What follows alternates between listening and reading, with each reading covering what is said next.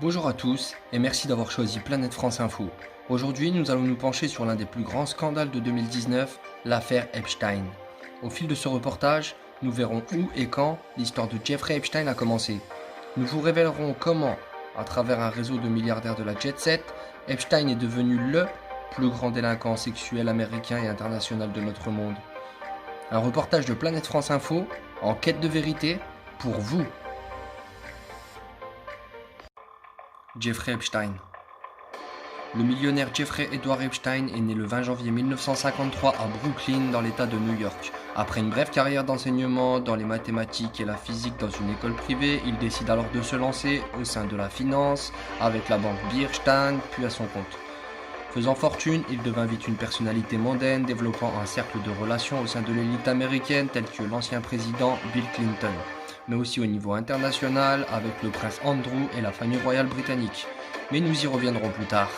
Entre 2008 et 2009, accusé d'avoir payé des jeunes filles mineures afin d'avoir des rapports sexuels, il plaide alors non coupable et sera condamné à 13 mois de prison seulement.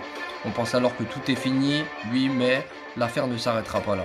En effet, depuis les années 2000, des centaines de femmes auraient porté plainte pour viol, prostitution et autres abus sexuels contre Epstein, Ghislaine Maxwell, sa femme et leur entourage.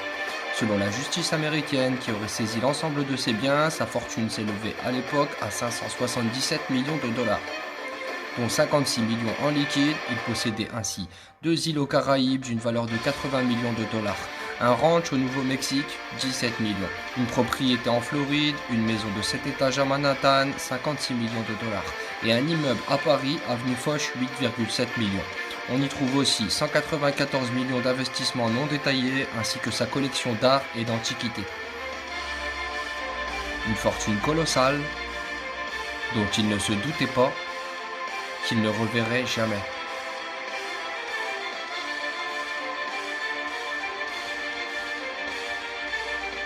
L'arrestation. Le 6 juillet 2019, le FBI arrête Jeffrey Epstein à l'aéroport de Teterboro dans le New Jersey alors qu'il revient d'un voyage à Paris. Dans le même temps, les enquêteurs fédéraux perquisitionnent sa luxueuse demeure de Manhattan où ils vont découvrir des centaines de photos de jeunes filles nues. Dans l'ordinateur et le disque dur, des centaines de clichés de filles nues encore, certaines sont mineures. Dans un coffre-fort, de l'argent, des diamants et un étrange faux passeport autrichien de résident en Arabie Saoudite. Cette fois, les preuves sont là. Il est inculpé et interrogé sur ses faits de pédophilie et sur ses liens avec d'autres personnalités dans cette affaire. 2 jours plus tard, le 8 juillet, le juge prononce son incarcération. Il ne pourra pas ressortir sous caution car les risques de fuite sont jugés trop importants.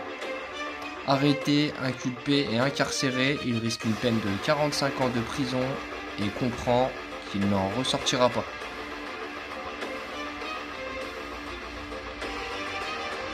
L'incarcération. Rappelons-nous les faits. Le 6 juillet, il est arrêté. 48 heures plus tard, il est déféré. Le 8 juillet 2019, il est présenté à la barre et incarcéré au Metropolitan Correctional Center pour organisation de trafic et pédophilie. Jeffrey Epstein, 66 ans, est maintenant enfermé dans une cellule sous haute surveillance et pour cause. 15 jours plus tard, le 23 juillet, il est retrouvé inconscient dans sa cellule avec des marques dans le cou prouvant une tentative de suicide ou une agression. Son codétenu, un ancien policier ripou, dit n'avoir rien vu. Il est alors placé dans une cellule encore plus sécurisée où il bénéficie de la Suicide Watch, surveillance suicide, mais dans la nuit du 10 août, cette surveillance ne sera pas assurée, laissant le temps à Epstein d'éviter la justice une nouvelle fois. Il sera retrouvé pendu. Cette prison était pourtant réputée comme la plus sécurisée des États-Unis et son procès, prévu pour 2020, n'aura pas lieu. Il encourait une peine de 45 ans.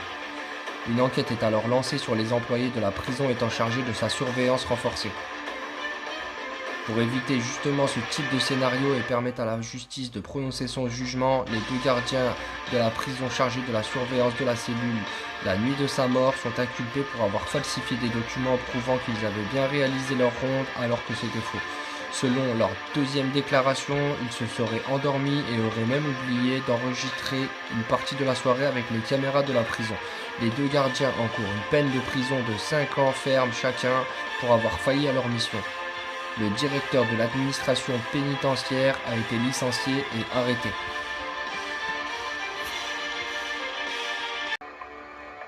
L'île des pédophiles. Epstein est mort en prison, mais revenons sur les faits qui lui étaient vraiment reprochés. Selon les enquêtes du FBI ainsi que les nombreux témoignages de ses victimes, Jeffrey Epstein utilisait alors son avion personnel qu'il appelait le Lolita Express afin de se rendre sur son île de Little St. James dans les îles Vierges. Il y invita de nombreuses personnalités internationales pour y pratiquer un trafic sexuel, criminel et pédophile.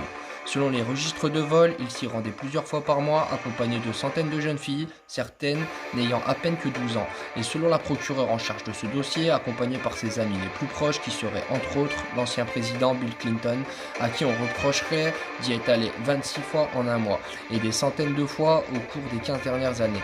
Mais pas seulement. D'autres stars de Hollywood notamment, mais aussi le prince Andrew, fils de la reine Elisabeth II, famille Windsor, Angleterre. Le prince Andrew perdra alors tous ses titres de royauté et sera destitué de l'ordre de la famille royale pour ses liens avec Epstein et l'île des pédophiles.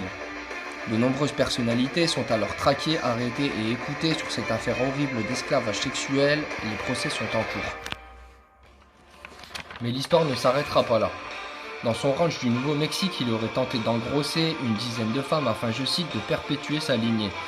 Il y enfermerait en fait des femmes pour y procéder à un esclavage sexuel et à un élevage d'enfants. Selon les forces armées ayant découvert l'envers du décor, des dizaines de femmes y sont retenues, emprisonnées et violées. Mais le drame ne s'arrêtera pas non plus là, car en Europe, notamment en France et en Angleterre, il y aurait pratiqué des abus sexuels et des centaines de femmes ont apporté leurs témoignages, tout comme sur le continent américain, tous plus horribles les uns que les autres. Cette histoire nous montre à quel point la pédocriminalité et la corruption sont présents au sein de l'élite mondiale. Le président Donald Trump des États-Unis a promis d'y remettre de l'ordre pour éliminer ce problème en créant une nouvelle brigade d'intervention contre la pédophilie.